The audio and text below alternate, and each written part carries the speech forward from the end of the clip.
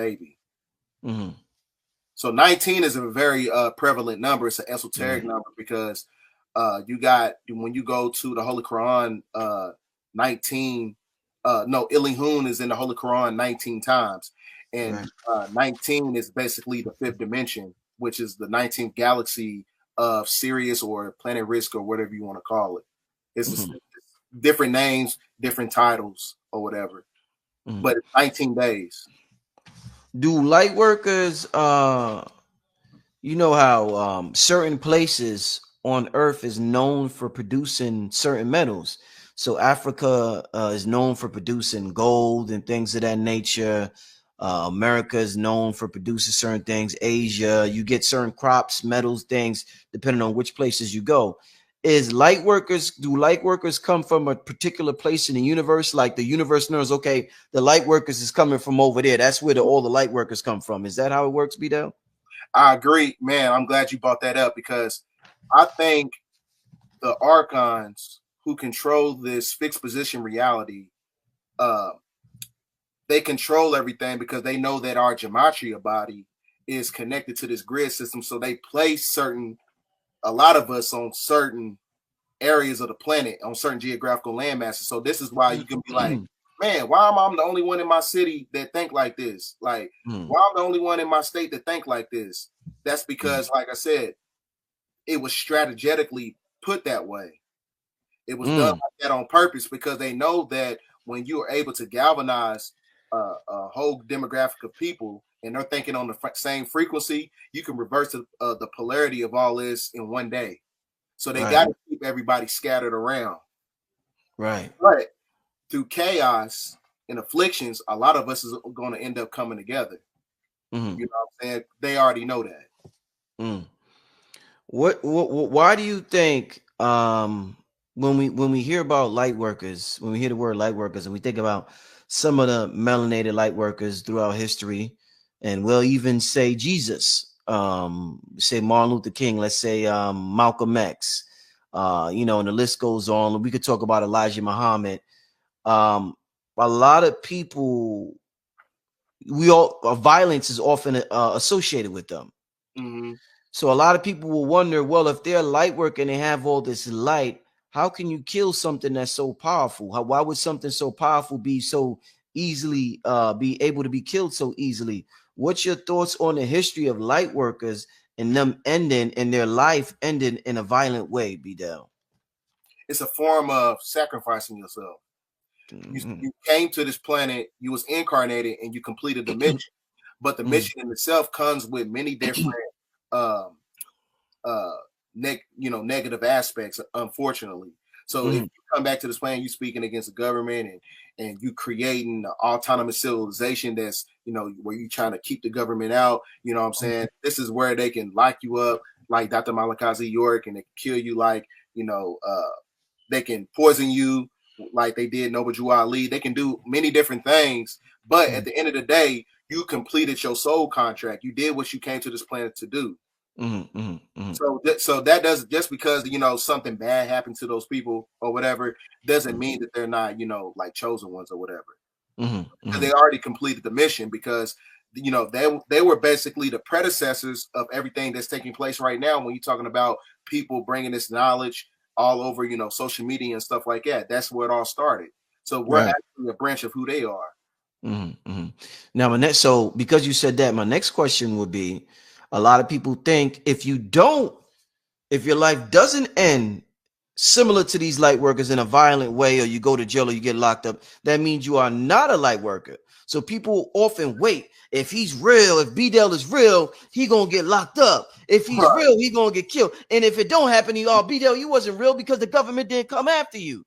Right. So talk to me about the light workers who don't get touched by the government and people thinking they're not real because they didn't get touched by the government.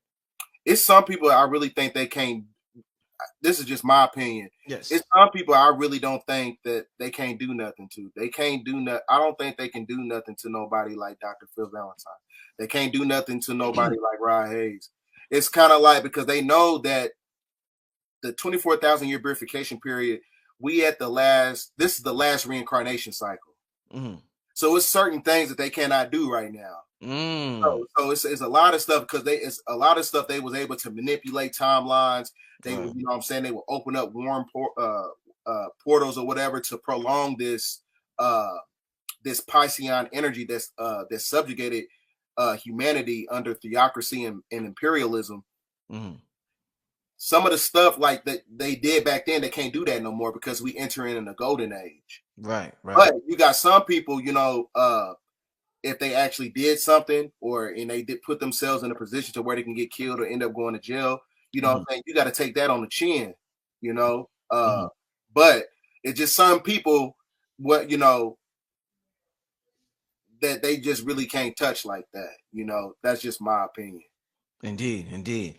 Yeah, this is a good one, y'all. How old in terms of planet Earth, BDELL, how old would you say planet Earth is in comparison to, you know, the universe and the other planets? Is Earth one of the younger, or is Earth an old planet? Because there's so much attention, it appears, from so many entities all over on with us here on Earth. Earth is actually, I think it's an old planet. Project Blue Rock is when you had the Anunnaki or the Netzeru that came to this planet for experimentation purposes. So this planet was really like a vacation spot and a hub for resources. So according to the publications of Dr. Malachi Z. York, the planet is 76 trillion years old, which is basically an anagram flip for the planet was created in 7 days, and the 6th day he rested, according to when you talk about the book of Genesis and things of that nature. So that is symbolic to a trillion years, according to Dr. Malachi Z. York's publications. So I actually, you know, believe that. Indeed. The reason I believe that, though, is because time here is different in the higher dimensions, because when light breaks into a dimension, it reverses the polarity of time. So one day on planet Earth, it might be a trillion years in the 19th galaxy. And that's just one day down here. Yep. Wow. All right, let's get to it. Let me get a couple of questions from y'all. I had to get some questions out, but I seen y'all in the chat. Give me some questions from my brother BDELL. I know this is a powerful one right here, y'all. I know y'all happy with this one. Give me some questions from the chat for my brother BDELL. In the meantime, while you get those questions, check out the website, y'all, blackmagicuniversity.com. I got the Blueprint for God Power 2 up there, as well as other workshops as well. Another thing, Rod Hayes will be on my Patreon tomorrow. We're going to talk about what's going on in the Middle East, you know, stuff that we're not going to say on YouTube. We're going to be a little more free to say it on there tomorrow, so y'all can look out for that. It should be up there by tomorrow night. Stay tuned for that. And one more announcement. Tomorrow, I will have Aquarius Maximus will be live on YouTube with me tomorrow night at 9 o'clock. So stay tuned for that. Also, let's get some Q&A from y'all. Very interesting show. I know y'all got some good questions for the brother. Okay, let's ask this. We about to end the year out. BDELL, they want to know what's your 2024 predictions, my brother. Well, you're gonna have a second wave of Pluto in Aquarius. And it's Pluto's going to be in Aquarius all the way up until the year 2049. So there's a lot of things that can be taking place, because that's basically a representation of regeneration and revitalization. And I told you, I don't think I told you on the show, but on April 8th, 2024, you're going to have a solar eclipse. And that solar eclipse goes through seven cities called Salem, which is basically the suffix of the word Jerusalem. So America's actually the real Holy Land, opposed to what they're saying over in the land of Canaan. Let's just say it like that. Indeed. This is a good one here. I know a lot of light workers. They're worried about how to maintain wealth. This brother wants to know, what is the best approach towards maintaining wealth and being a light worker? What is it? Okay. The best way, everything's all about discipline. If you don't have no discipline, you don't have anything. But the discipline in itself is operating at 0 point energy, to where you follow the path of the middle way. So when you follow the path of the middle way, that means that you're not subjected to external stimulation around you. You don't feel like you have to go buy this or you have to buy that, because you know that everything's internal. So that puts you in alignment to where you're basically reaping the benefits of mastery. You master everything in your lower nature that superseding your nature. Next question. How does karma deal with light workers? Karma is one of those things where, like, when you're a light worker, like I said, you already subjected to a certain mission on this planet.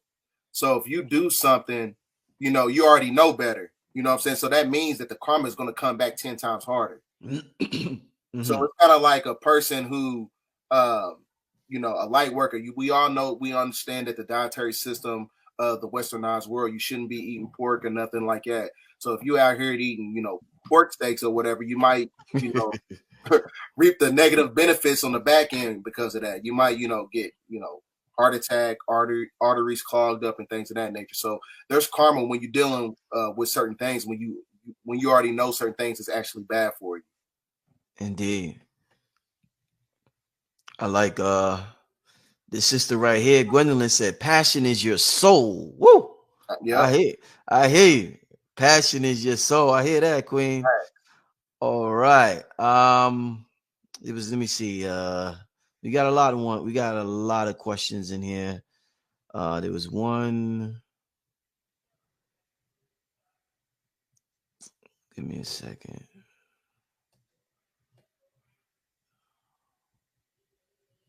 All right, let me just ask this. Could you explain how we are traveling through different galaxies, BDELL? The best way I can explain it is how we're traveling through, but it's kind of a dead end question, because I have my, you know, speculation when it comes to you know, space in itself. You know, I don't know if we're living on a flat plane. I don't know if we're living on a globe, an actual, you know, circular globe. I don't know if we're in a cube, you know, type of planet. It's one of those things where it's kind of it's all speculation. So I can't, you know, I can't really, you know, give a genuine perspective on that question, because you know, you might be stationary. Indeed.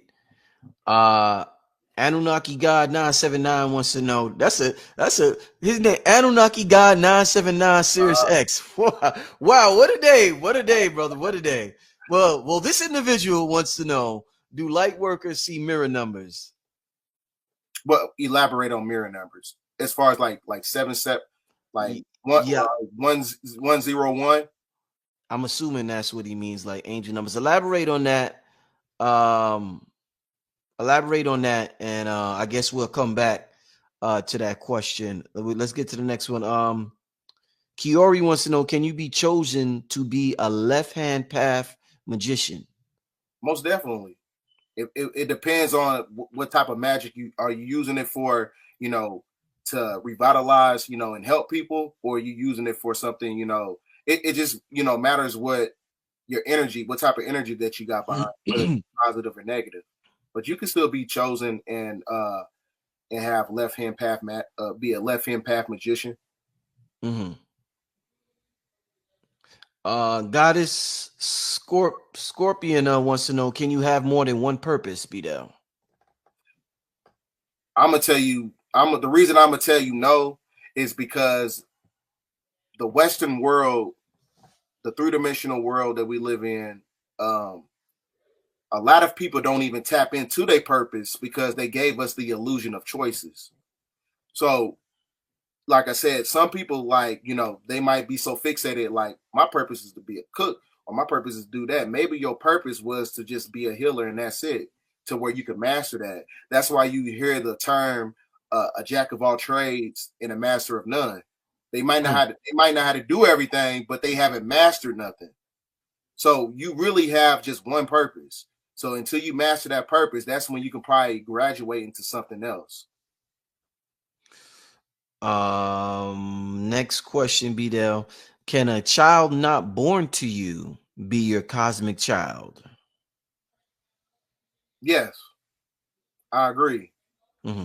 Because everything is, like I said, you have a lot of us have, you know, just based on bloodlines or whatever, you know, just because, you know, you might have died in this lifetime, but you might not even, be connected to a certain bloodline. You might just, come back and be a stranger to that person, but that person might still be your cosmic child or whatever. Because, like I said, this three-dimensional illusion that we live in is all an illusion. Mm-hmm. Mm-hmm. I think this is similar to another question we had. Destiny wants to know, if you feel you are a light worker or healer and you don't know where to start, what would you recommend, BDELL? I start with doing shadow work, because I tell people all the time, you shouldn't tap into, try to tap into metaphysics. You got to go through a process of self-realization. You got to deal with, certain things that's haunting your bloodline, certain things that's, certain skeletons in the closet that you try to clean out or whatever. You got to deal with that before you tap into that energy, because when you get subjected to information, you know what I'm saying, it can sometimes be detrimental to you. So deal, when you're on the path of a light worker, go through that path of self-realization and do your shadow work, and then tap into the energy to where you're able to seek knowledge. Mm-hmm. I got a question for you, BDELL. So, because of that question she asked, this is something I had on my mind years ago, and I get these questions and I forget them, and then they may pop back up years later. When we because we're trying to figure out, what are we passionate about? Like, how do we know?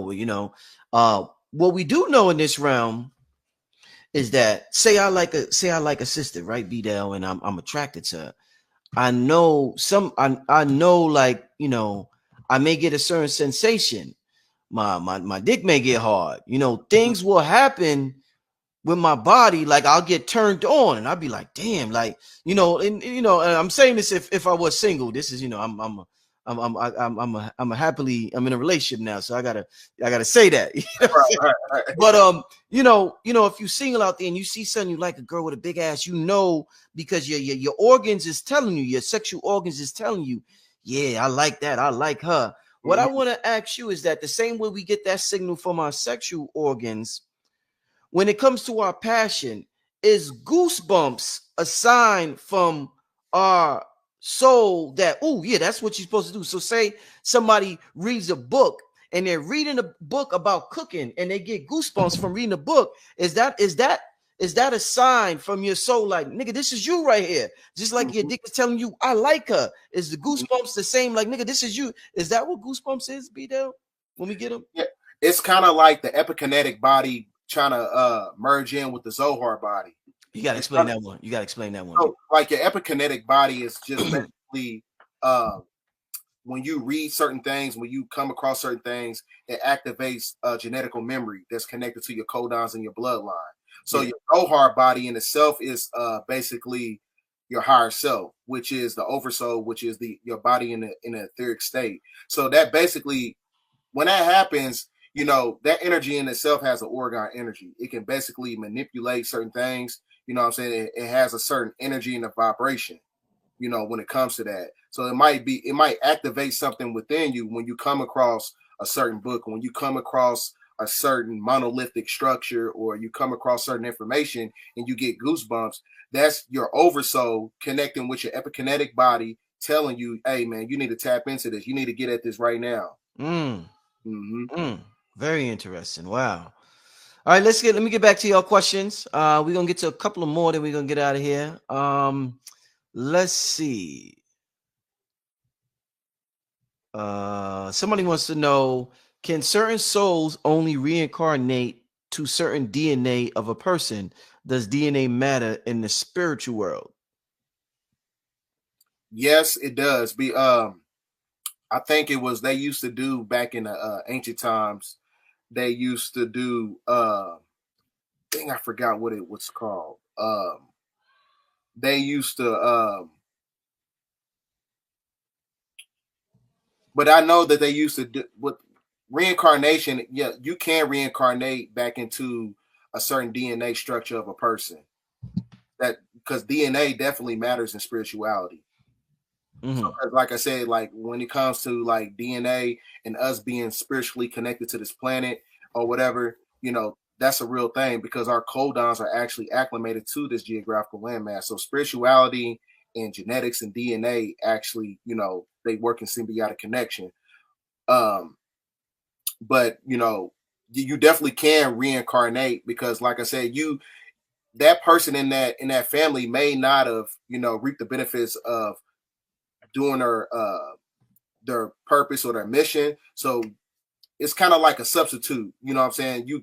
Another person comes in the game and they basically fulfill that contract, basically. Mhm, mhm. Okay. Let's get to the next one.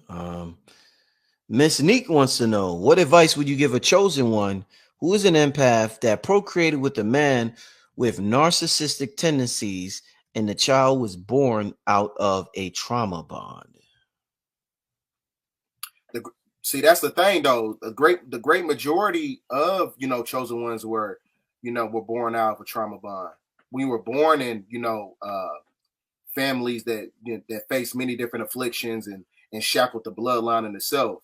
So the best way to do it is, you know, revitalize everything. You got to, you know, go through a process. Like I said, everything starts with self realization. You got to go do that shadow work. You got to go through that shadow work and basically dismantle everything that's basically embarking, you know, that child. Indeed. You know, it almost seems like sometimes, BDELL, people who are born into trauma want wealth and riches, and people who are born with wealth and riches, sometimes it seems like they want to experience trauma. Mm. So it's kind of weird. Mm-hmm. Like you know, the Because they get people. bored. It's kind of Yeah, like best way I can explain it. It's kind of like that one.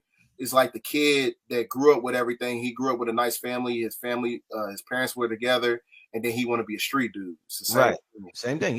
Yeah. So like we must know this on a higher plane, and we like, nah, I need something a little more challenging. I guess we want to be challenged from another realm, huh? That's why we choose certain situations that we're born in. Exactly. Yeah. Something because like I said, it's kind of like it's basically, you know, you already know you can hit, you know, 145 plays. You just add more resistance.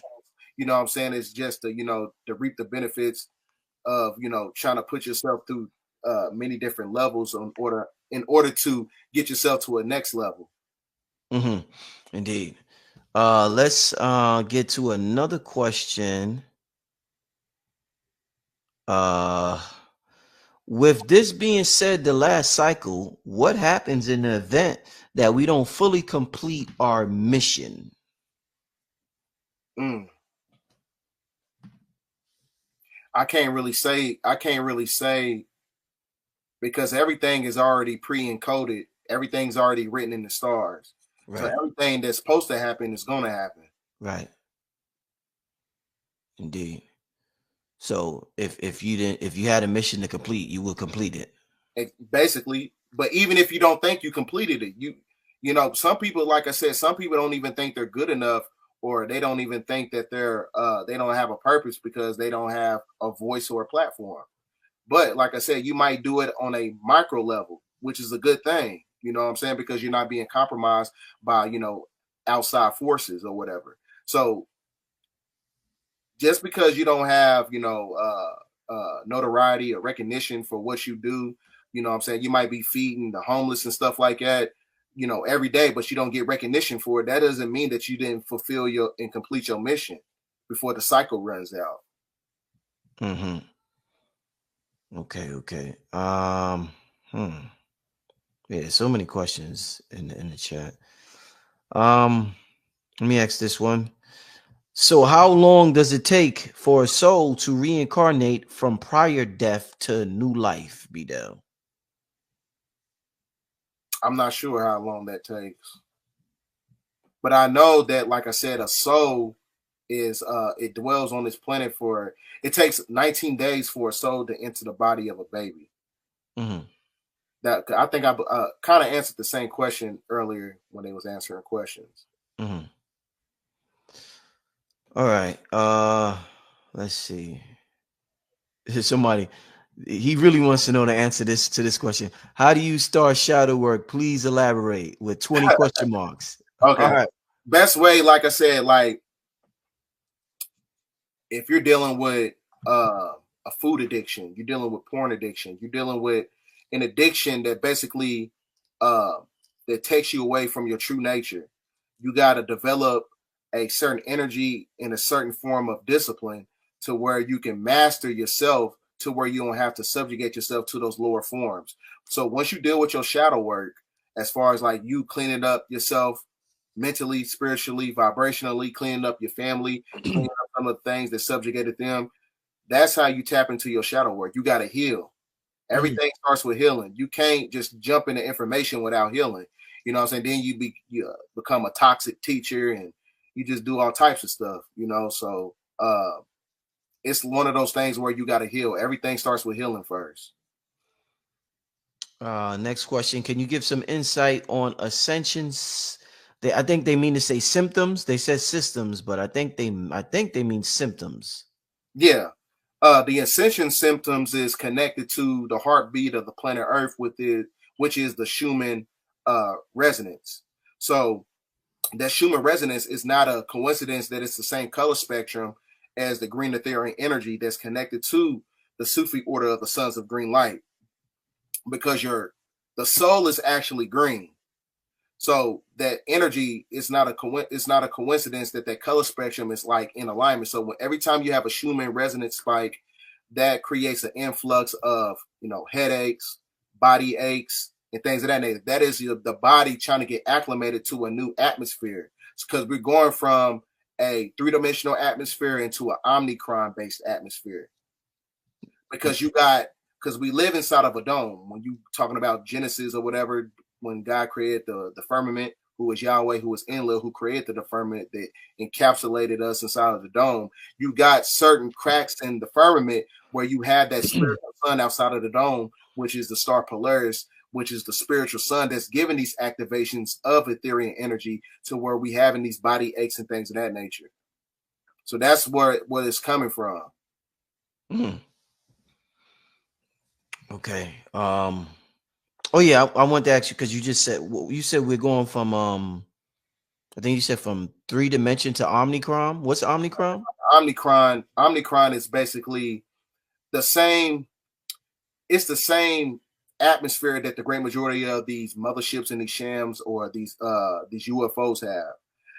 Omnicron state is when it's able to go in the 4th octave ether. So some of these UFOs and stuff like that, they don't have, they can show themselves, but they don't have to take corporeal form at the same time, because it's able to dematerialize in the form of ether. So which is why you have certain clouds and things of that nature who look like UFOs, but from your perception, it's a cloud, but it could be a UFO at the same time. So at the same time, that's because they galvanize the energy from outside of the magnetosphere, which is based on an omnicron-based state. That makes sense. No, definitely. Yeah, definitely. Yeah. Definitely makes a lot of sense. All right, we're going to do 2 more questions and we out of here, family. Let's see. Somebody said, would you recommend professional therapy as an approach to shadow work? I'm not opposed to therapy, but it depends on who's doing the therapy. So I don't really care too much for the westernized concept of what therapy is. If I'm going to go that route, I want somebody who look like me to tell me about me and what I need to revitalize in order to tap into a form of healing. I don't want to hear from somebody else who, you know what I'm saying, grew up in a white picket fence and they've never been through nothing. I don't want to hear nothing what they got going on. So as far as like healing and shadow work, now, like I said, you can get, you know, a few gems and you can get, you know, knowledge from those people at the same time, but it's not going to resonate and it's not going to connect as much as it would as if you getting the therapy from somebody who looks like you and been through those same afflictions just like you. All right. And last question, BDELL. Can you talk about light workers and how we should handle depression? The best way to handle depression, I told you, your emotions is going to deceive you every time. A person would tell you that the sky is red if the color blue hurts their feelings. So when you get out of a state of emotionalism, you got to use your emotions as a navigation system to deviate on how to get around certain things, to where you're looking at things from a critical level, when you're looking at things from a rational level and a logical level. So, like I said, don't, negate your emotions, but you just have to use it as a resource. You got to use it as an alchemical resource, because some people, they so emotional that they demons is able to attach themselves to their energy. You know what I'm saying? You got people who emotionally eat, you know what I'm saying, which is why they overweight. You got people who are emotionally on a sexual level, to where, they get out of a relationship and they just want to start messing with everybody. So that's the over emotionalism that's basically subjugated us, because they don't want us to understand the fact that, being rational is a lot more proactive than being very emotional. So that's the thing, though. You got to be disciplined, and you can't let your emotions supersede your nature. Indeed. Very important. Yeah, very important. Especially moving forward as men, we definitely have to learn how to control our emotions out here. Facts. And not get caught up in all this deception out here, fellas. So yeah, definitely. BDELL, man, it's always a pleasure having you on here, brother. I appreciate it, man. Any last thoughts you want to leave the people? Any information you want to give them? Go ahead, my brother. I got another video dropping pretty soon, and it's basically talking about the end of the corporation, and the corporation in itself, because you had not too long ago, you had the White House was up for sale for $400 million, and then you got the Balfour Declaration exceeded its